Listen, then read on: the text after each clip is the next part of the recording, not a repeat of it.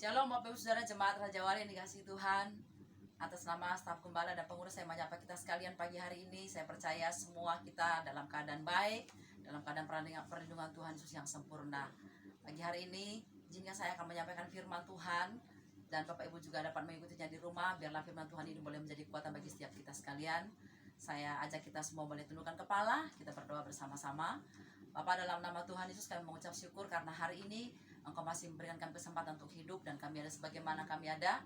Tuhan, biarlah dalam ibadah kami di rumah ini kami boleh tetap menikmati hadirat Tuhan, yang boleh tetap menyenangkan hati Engkau lewat ibadah kami yang singkat ini. Letakkan firman-Mu di hati kami.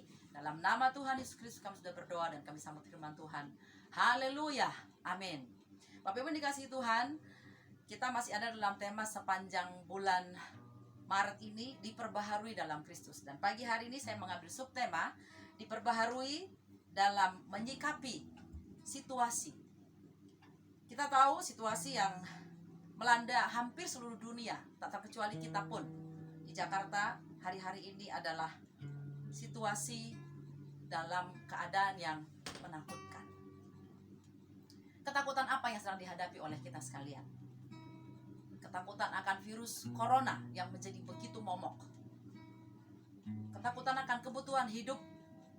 Takut apakah masih mampu bertahan sebulan ke depan, masih ada persediaan sembako, termasuk kebutuhan akan keuangan, karena atas anjuran Gubernur DKI juga bahwa kantor-kantor perusahaan juga harus meliburkan diri dalam waktu 2 pekan ke depan.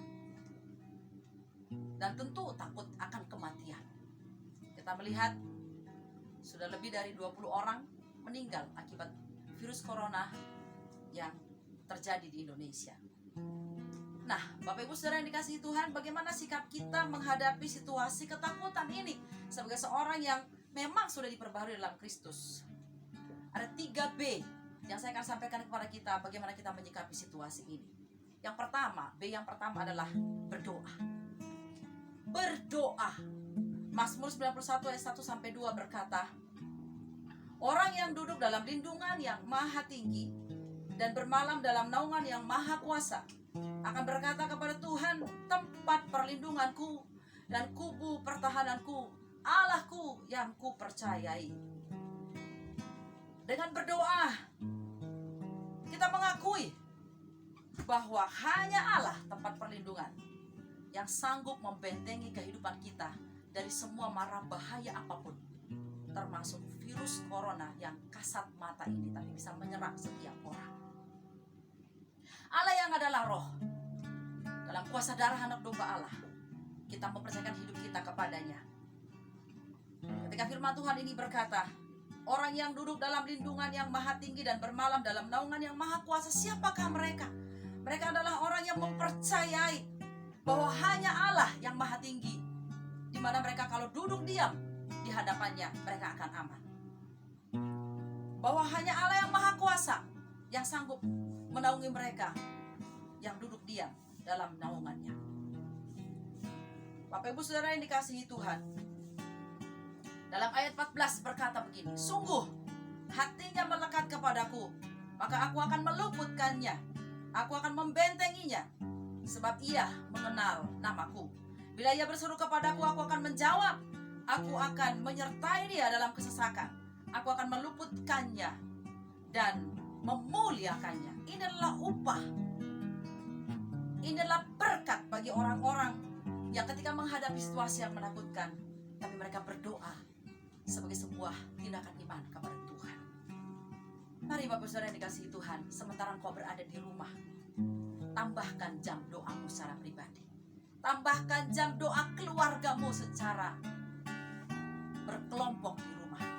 Hadirkan Tuhan, sehingga kuasa lain tidak bisa hadir menjangkau kehidupan kita. Kita aman dalam naungan dan perlindungannya. Itu B yang pertama, yaitu berdoa. B yang kedua adalah berhikmat. Amsal 22 ayat 3 berkata, Amsal 22 ayat 3 berkata, kalau orang bijak melihat bahaya, bersembunyilah ia. Kalau orang bijak melihat bahaya, bersembunyilah ia. Tapi ketika orang fasik melihat bahaya, dia terus melanjutkan perjalanannya sehingga dia celaka. Itu yang membedakan orang yang berhikmat dengan orang yang fasik, dengan orang yang tidak berakal budi. Bapak Ibu Saudara jemaat yang dikasihi Tuhan, orang-orang berhikmat memiliki kepekaan. Mereka memiliki kecerdasan untuk melihat segala sesuatu yang terjadi, sehingga mereka tahu dan mampu mengambil keputusan dan bertindak dengan bijak. Mereka tidak bertindak sembrono, mereka tidak berlaku sembarangan. Mereka bukan orang-orang yang konyol, yang hanya berdasarkan mengatasnamakan firman Tuhan, tapi menerobos segala sesuatu tanpa mempertimbangkan situasi yang ada. Kalau kita dianjurkan pemerintah dan ketua BPD untuk ibadah di rumah, mari kita belajar bahwa ini adalah bagian dari hikmat.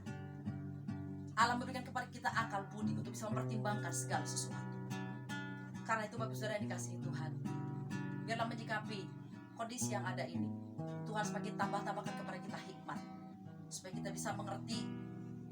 Kita tidak bertindak gegabah, tapi dengan hati-hati, dengan bijaksana kita boleh memutuskan segala sesuatu. Apakah kita akan bepergian atau kita akan melakukan sesuatu hal pun, Tuhan yang mengendalikan setiap hati dan pikiran kita. Itu yang kedua, berhikmat. Yang ketiga, yang terakhir adalah berjaga. Yang ketiga adalah berjaga. Berdoa dan berjaga adalah dua hal yang tidak dapat dipisahkan. Orang yang berdoa mestinya adalah berjaga-jaga. Bukti bahwa kita berdoa dan berhikmat, kita akan bertindak, tunjukkan tindakan kita dengan iman kita. Yesus bahkan berkata, bukan hanya berdoa, tapi berdoa dan berjagalah, supaya kamu tidak jatuh ke dalam pencobaan. Artinya berjaga-jaga itu penting bagi kita sekalian. Jaga diri Anda, jaga keluarga Anda sebagai orang-orang yang Anda kasihi. Gunakan waktu-waktu yang ada ini, lebih kurang 2 minggu apabila tidak diperpanjang, itu sebagai kesempatan untuk kita menjaga keluarga kita. Tentu yang saya maksud bukan hanya dari sisi kesehatan. Jaga keluarga kita dengan menjaga hati kita masing-masing, supaya benar-benar hati kita juga tidak terinfeksi oleh virus yang lain, terpancing emosi dan lain sebagainya. Jaga pikiran kita sehingga pikiran kita tidak terintimidasi oleh kata-kata atau oleh situasi yang hanya terus mengumandangkan dan menyuarakan corona dan corona. Tapi pikiran kita dikuasai firman Tuhan. Jaga sikap kita. Kita bersikap satu dengan yang lain, terutama di rumah, supaya sikap kita boleh menjadi berkat. Tentu jaga tubuh kita, jaga fisik kita sebagai bait Allah. Jaga kebersihan Anda.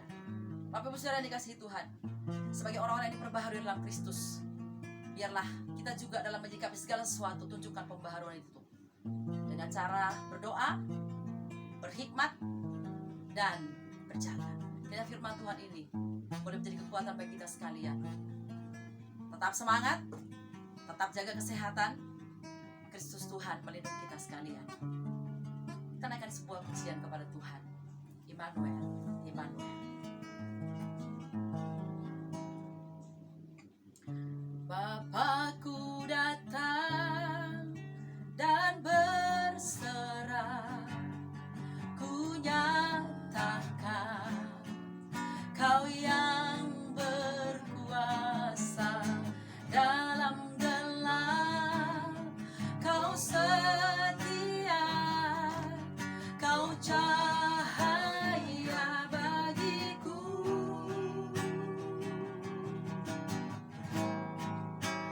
Kau kuatkan aku bertahan, Kau harapan dalam kesesakan, Kau buktikan kesetiaan-Mu Tuhan, Engkau Allah Immanuel.